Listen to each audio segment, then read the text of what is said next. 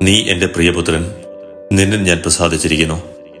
മർക്കോസിന്റെ സുവിശേഷം 1-ാം 11 ഈശോയുടെ ഏറ്റവും സ്നേഹം നിറഞ്ഞ സഹോദരീ സഹോദരങ്ങളെ, ഈശോ തന്റെ പരസ്യജീവിതം ആരംഭിക്കുന്നതിന് മുമ്പ് ജോർദാൻ നദിയിൽ വെച്ച് സ്നാപക യോഹന്നാനിൽ നിന്നും മാമോദിസ സ്വീകരിച്ചപ്പോൾ 3 കാര്യങ്ങൾ അവിടെ സംഭവിച്ചതായി സുവിശേഷത്തിൽ നാം വായിക്കുന്നു.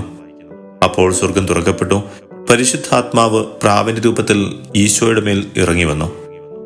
സ്വർഗത്തു നിന്ന് പിതാവിന്റെ സ്വരം കേട്ടു. അതേ പ്രിയപ്പെട്ടവരെ, പിതാവിന്റെയും പുത്രന്റെയും പരിശുദ്ധാത്മാവിന്റെയും നാമത്തിൽ നമ്മൾ മാമോദിസ സ്വീകരിച്ചപ്പോൾ ഇതേ അനുഭവം തന്നെയാണ് അപ്പോഴും സംഭവിച്ചത്. പരിശുദ്ധാത്മാവ് നമ്മിൽ ഇറങ്ങി വരികയും നമ്മൾ സ്വർഗപിതാവിന്റെ പ്രിയപ്പെട്ട മകനും മകളുമായി മാറുകയും ചെയ്തു.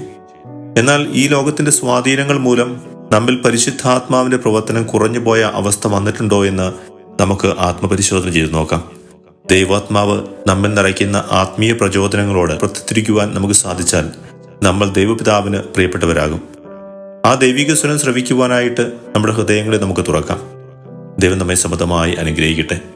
നമ്മുടെ കർത്താവായ ഈശോ മിശിഹായുടെ കൃപയും പിതാവായ ദൈവത്തിന്റെ സ്നേഹവും പരിശുദ്ധാത്മാവിന്റെ സഹവാസവും നമ്മോടുകൂടി ഉണ്ടായിരിക്കട്ടെ, ഇപ്പോഴും എപ്പോഴും എന്നേക്കും.